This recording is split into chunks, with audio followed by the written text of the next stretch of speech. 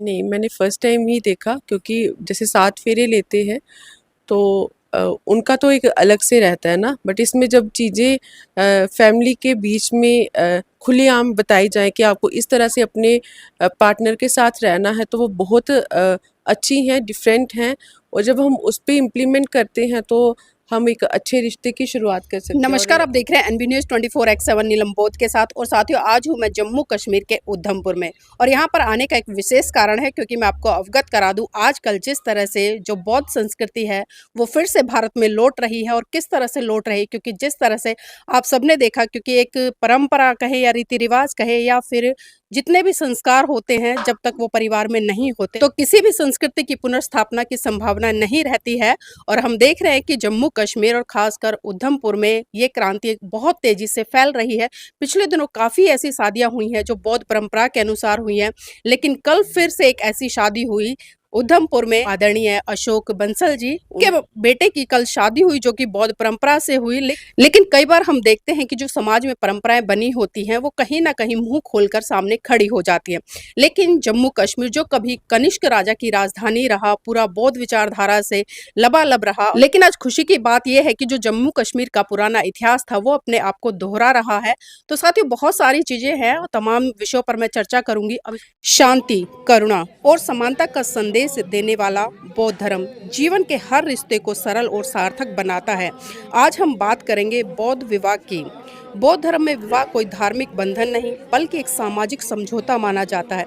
यह दो व्यक्तियों के बीच प्रेम, विश्वास और समानता पर आधारित होता है। यहाँ ना कोई जटिल रीति रिवाज होते हैं और ना ही कोई दिखावा होता है। विवाह में दूल्हा दुल्हन बुद्ध, धम्म और संघ को साक्षी मानकर एक दूसरे के साथ जीवन बिताने के लिए संकल्प लेते हैं। दोनों एक दूसरे के प्रति जिम्मेदारी निभाते हैं, सम्मान देने और साथ मिलकर आगे बढ़ने का वचन देते हैं। यही बौद्ध विवाह की सबसे बड़ी खूबसूरती है, समानता और समझ। तो दोस्तों, अगर आप भी इस सरल और सच्चे रिश्ते की शुरुआत करना चाहते हैं तो बौद्ध धर्म एक सुंदर उदाहरण है। और कल यहाँ पर जो परंपरा हमने देखी, वास्तव में बहुत खुशी हुई। तो इसी विषय पर हम चर्चा करेंगे पूरे परिवार से, और खासकर जो आदरणीय अशोक जी हैं और उनके बेटे हैं कल जिनका विवाह हुआ है, उनकी जीवन संगनी है, उन चारों से चर्चा करेंगे कि ये पूरा का पूरा जो बौद्ध संस्कार है उनको कैसा लगा। मेरे साथ में आशीष जी हैं और उनकी जो जीवन संगिनी है प्रिया जी, दोनों मौजूद हैं। तो इन दोनों से मैं चर्चा करूंगी और इसी के साथ साथ में जो पेरेंट्स हैं उनसे भी जानने का प्रयास करूंगी कि जिस तरह से उन्होंने एक महत्वपूर्ण कदम उठाया है समाज को जगाने के लिए, इस कदम को खासकर ये दोनों युवा पीढ़ी के बच्चे हैं वो किस तरह से देखते हैं और क्या समझते हैं। आशीष जी, आपका स्वागत है एनबी न्यूज में। जी, धन्यवाद। आशीष जी, कल आपकी शादी हुई है, बौद्ध धर्म से हुई है, तो पहले जानना चाहूंगी आपको कैसा लगा। जी, अच्छा लगा मुझे।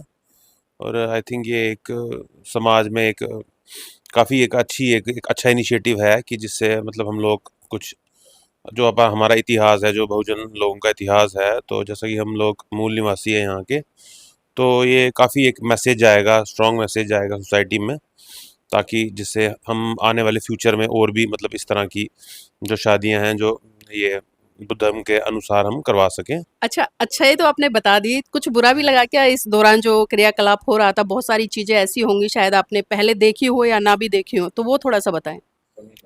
नहीं, मुझे तो मतलब जहाँ तक मुझे लगा, मुझे तो कोई कमी महसूस नहीं हुई। मतलब मेरे हिसाब से तो मतलब इवन कि मतलब अब हम कंपेयर करें तो ये मतलब इसमें टाइम भी मतलब थोड़ा हमें कम लगा। और मुझे लगता है कि जो बात मतलब जो भी एक में ये जो रीति रिवाज जो इस परंपरा के अनुसार है, मुझे लगता है काफ़ी वो तथ्यों पे आधारित है। और मतलब उसमें कोई ऐसी चीज़ नहीं लगेगी जिससे मुझे लगेगी कि ये कुछ मतलब आडंबर है या मतलब कुछ इसमें कुछ पाखंडवाद है।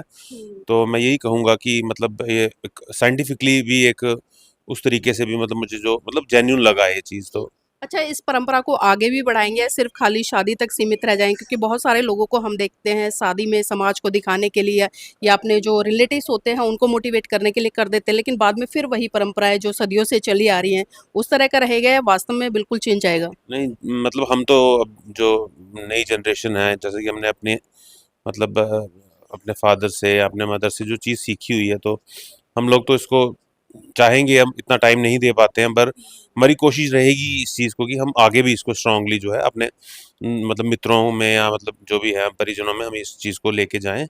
और इन फ्यूचर यही रहेगा कि मतलब इस तरह से हम लोग इसको जो अपनी जीवन में भी इसको मतलब हम पूरे तरह से उतारने की कोशिश करेंगे। जी। अच्छा, ये भी जानना चाहूंगी आशीष जी, क्योंकि आप युवा हैं, बुद्धिज्म के प्रचार प्रसार के लिए किस तरह से आगे काम करेंगे? जैसे मतलब कोई भी समाज में कोई भी मतलब जहाँ मुझे मौका मिलेगा तो कोई अवेयरनेस होगी, जैसे मतलब डिस्कशन भी रहती है दोस्तों के साथ, तो जहाँ भी मेरा मतलब मुझे लगेगा मेरा जो पार्ट होगा, जितना भी मतलब फ्री टाइम, जैसे मतलब सर्विस से हम मतलब फ्री हो टाइम मिलेगा या जैसा भी होगा, तो मेरी पूरी कोशिश रहेगी कि मैं ये जो भी जितना मतलब मैं अभी तक थोड़ा बहुत जानता हूँ, तो मैं कम से कम पहले तो उसको और पढ़ा जाए, मैं भी उस चीज़ को थोड़ा स्टडी करूँ, देन फिर मैं ये आगे अपने मतलब परिजनों को या मित्रों को ये चीज़ मतलब उनको भी बता सकूँ, ताकि आने वाले जो इन फ्यूचर में वो भी मतलब सीख के वो आगे इस चीज़ को और प्रोपोगेट कर पाए, तो जिससे हमारी जो सोसाइटी है, जो हमारा समाज है, वो तरक्की और मतलब खुशहाली की तरफ आगे अग्रसर हो सके। तो देखिए, अभी आशीष जी ने जिस तरह से कहा है, क्योंकि अभी वो सीख रहे हैं और सीखना वास्तव में हर व्यक्ति के लिए ज़रूरी होता है, उसमें कोई उम्र नहीं होती, कोई सीमा बाध्यता नहीं होती। जितना हो सके व्यक्ति को सीखना चाहिए। तो आदरणीय आशीष जी, धम्पत संघ भी इस कड़ी में काम कर रहा है, क्योंकि उन्होंने कुछ कोर्स बनाए हैं, क्योंकि जब तक हम भगवान बुद्ध की जो विचारधारा है, उनका दर्शन है, उसको नहीं समझेंगे, तो मुझे लगता है आगे जो एक बौद्धिक क्रांति होनी चाहिए थी, क्योंकि आपका पूरा जम्मू कश्मीर किसी समय जो कनिष्क राजा था उसकी राजधानी रहा, और पूरे मतलब भारत देश के साथ साथ में जम्मू कश्मीर विचारधारा थी जो बुद्धिज्म की थी। तो इस दिशा में किस तरह से आगे बढ़ेंगे? वो कोर्स करेंगे या फिर मतलब अपने आप ही कुछ नया प्रोसीजर अपनाएंगे? नहीं, ज़रूर अगर मुझे मतलब मौका मिलेगा तो मैं कोर्स करूँगा, और बाकी यही है कि मतलब उनकी जो बुक्स वगैरह हैं, तो उनको भी स्टडी करूँगा, तो जो भी प्लेटफ़ॉर्म जो भी होगा तो मैं पूरी कोशिश करूँगा कि मैं उस चीज़ को अडॉप्ट कर सकूँ, और आने वाले जो अपनी मतलब कलीग्स हैं उनको भी ये मैसेज दे सकूँ। जी, बहुत-बहुत साधुवाद आशीष जी हमारे साथ जुड़ने के लिए। और इसी कड़ी में उनकी जो जीवन संगनी है, इस घर में प्रवेश हुआ है और चेहरे पे मुस्कुराहट देख रहे होंगे। काफ़ी सुलझी हुई मुझे लगी, मैं कल से उनको देख रही हूँ, ऑब्ज़र्व कर रही हूँ। और वास्तव में इस तरह के जब बच्चे सोसाइटी में निकल कर आएँगे खुले विचारों के, तो परिवर्तन बहुत आएगा। तो प्रिया जी, पहले तो आपको बहुत-बहुत बधाई हो इस नए जीवन की शुरुआत के लिए। Thank you so much. कल मैं बहुत सारी चीज़ों को देख रही थी, ऑब्ज़र्व कर रही थी, और आपके घर में बहुत सारी ऐसी परंपराएँ थी जो बुद्धिज़्म से तालमेल नहीं रखती हैं, और जब वहाँ पर विवाह संस्कार हुआ, पूरा बौद्ध रीति से हुआ, तो ये बताइए आपको कैसा लगा? हुँ। मैं मेरा फर्स्ट एक्सपीरियंस था इस तरह की शादी का, क्योंकि मैंने पहले कभी नहीं देखी थी, और मेरी ही शादी बौद्ध धर्म से ही, तो मुझे अच्छा लगा क्योंकि आज तक मैंने कभी देखी नहीं थी। और हम थोड़ा-सा अलग अलग तरह से जैसे शादी का वो करते हैं, बट फर्स्ट टाइम एक्सपीरियंस था, अच्छा था और मुझे बहुत अच्छा लगा।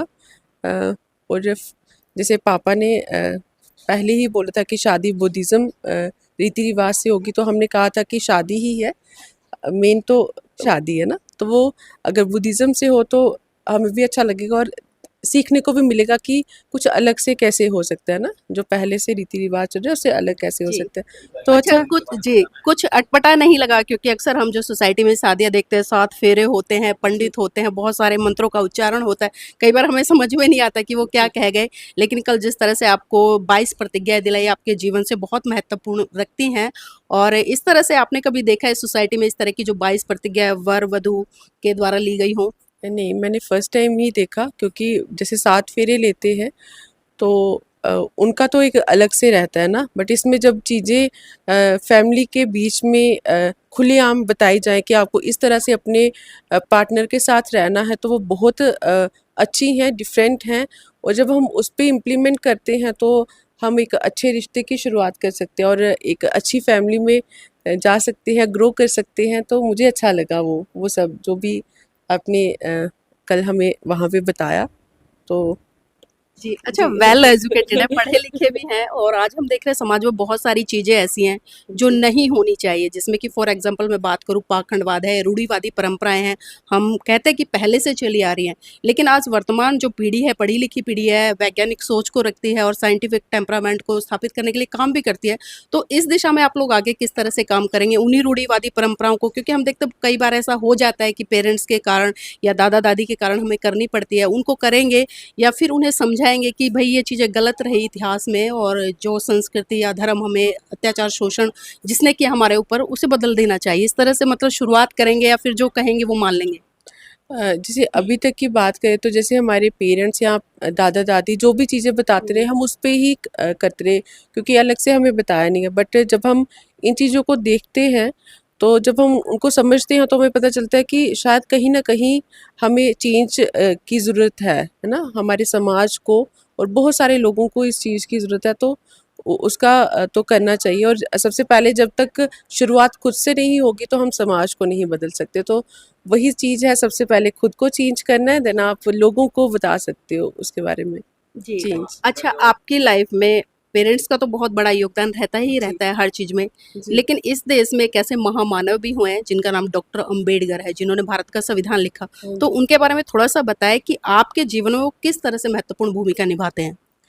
अगर सबसे पहली बात करूँ तो जैसे हम कहीं भी जाते हैं ना, तो अगर आपको एक वो बताते हैं कि आप एससी से हो, है ना? आपको रिज़र्वेशन मिलती है, मतलब इस तरह से हमें देखा जाता है। और देखा भी जाता है क्योंकि लोगों को प्रॉपर ऐसा लगता है। बट जब हम उनको बताते हैं कि हमें जीने का अधिकार, लोगों के बीच बैठने का, चलने का, खाने का, हर चीज़ का अधिकार अगर उन्होंने दिलाया तो कहाँ मानव, है ना?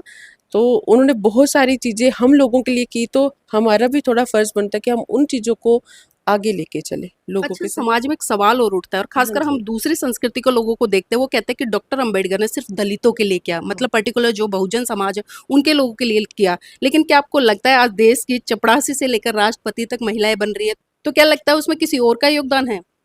नहीं, उन्होंने सबके लिए किया। अगर हम जैसे फीमेल्स की बात करें, है ना? वो अगर जॉब कर रही हैं, वो हर हर कास्ट से कर रही हैं ना, तो उन्होंने हर एक के लिए प्रॉपर एजुकेशन, प्रॉपर मतलब कि जैसे लीव मिलती है, प्रॉपर एक टाइम मिलता है, हर एक के लिए उन्होंने किया। ऐसा नहीं बोल सकते कि उन्होंने सिर्फ़ एससी के लिए किया, हर एक इंसान के लिए उन्होंने वो चीज़ें की हैं, हर एक कास्ट के लिए, स्पेशली अ, एससी के लिए नहीं है, जी। समाज के लिए किया, चेंज के लिए। अच्छा, कल जिस तरह से 22 प्रतिज्ञाएँ दिलाई गई और मैं अपने दर्शकों को बता दूँ ये 22 प्रतिज्ञा वो प्रतिज्ञाएँ नहीं है जो बाबा साहब ने बहुजन समाज के लोगों को तब दिलाई थी जब उन्होंने हिंदू धर्म को छोड़कर बौद्ध धर्म ग्रहण किया था। बल्कि ये 22 प्रतिज्ञाएँ धम्मपद संघ के माध्यम से बनाई गई हैं और ये 22 प्रतिज्ञाएँ जो पति-पत्नी है यानी कि जो जीवन साथी है एक-दूसरे के लिए कितना प्रतिबद्ध है, कितना संकल्पित है और किस तरह से संकल्प लेकर एक-दूसरे का मान-सम्मान बढ़ाएँगे, गरीबी में, अमीरी में, सुख में, दुःख में मतलब हर तरह से साथ निभाएँगे। और कल एक बहुत ही महत्वपूर्ण प्रतिज्ञा थी उसमें कि आप बुद्धिज़्म को सीखेंगे, पढ़ेंगे, समझेंगे और फिर उसको आगे प्रचारित प्रसारित करेंगे ताकि भारत देश में एक साइंटिफिक टेम्परामेंट स्थापित हो सके। तो इस दिशा में किस तरह से काम करेंगे? जैसे आशीष जी ने बताया कि जब भी उनको टाइम मिलेगा वो जैसे कोर्स करेंगे और इसका सीखेंगे, तो सेम एज़ इट इज़ मैं भी उनके साथ, क्योंकि जो हमने 22 प्रतिज्ञाएँ ली हैं, उनमें हमने एक-दूसरे का साथ देने का भी बात करी है कि हम एक-दूसरे के साथ रहेंगे, चाहे कोई भी सिचुएशन हो, चाहे लो है, हाई है, जैसे भी रहेगा तो वैसे ही चलेंगे। तो दोनों सीखेंगे, जो चीज़ें अपने लिए सही हैं, वही लोगों को भी बताएँगे और आगे चलेंगे बौद्ध धर्म को। जी। जी। चलिए बहुत-बहुत धन्यवाद। तो ये दोनों नव दंपत्ति हमारे साथ में थे, दारक और दारिका जिनसे हमने चर्चा की है और इस चर्चा को करने का मौका आदरणीय अशोक जी ने हमें दिया है क्योंकि अगर वो इस कदम को आगे नहीं बढ़ाते तो हो सकता है शायद ना मैं यहाँ पर बैठी होती और ना ही ये दोनों बुद्धिज़्म की चर्चा कर रहे होते। और जिस तरह से एक बदलाव पूरे परिवार में, समाज में और एक बहुत बड़ा मैसेज देने का इन लोगों ने काम किया है, तो मैं चाहूँगी कि इस मैसेज को आप लोगों को भी अपने जीवन में उतारना चाहिए और बदलाव की तरफ बढ़ना चाहिए क्योंकि आप इस देश के शासक रहे हैं किसी समय और पूरा भारत ही नहीं बल्कि पूरे विश्व में जिस तरह से भगवान बुद्ध के विचार सिद्धांत जो करुणा मैत्री भाईचारे पर आधारित थे वो गए और लोगों के बीच में एक समानतावादी दृष्टिकोण स्थापित हुआ। धर्म कोई गाने की चीज नहीं है या जोर जोर से चिल्लाने की चीज नहीं है बल्कि धम्म धारण करने की चीज है। इसी कड़ी में मेरे साथ में आदरणीय अशोक जी हैं, उनसे भी जुड़ूंगी मैं और उनसे भी जानूंगी। अशोक जी, पहले तो आपको बहुत बहुत बधाई हो, घर में नया बच्चा आया है, एक तरह से आपके परिवार में वृद्धि हो गई है।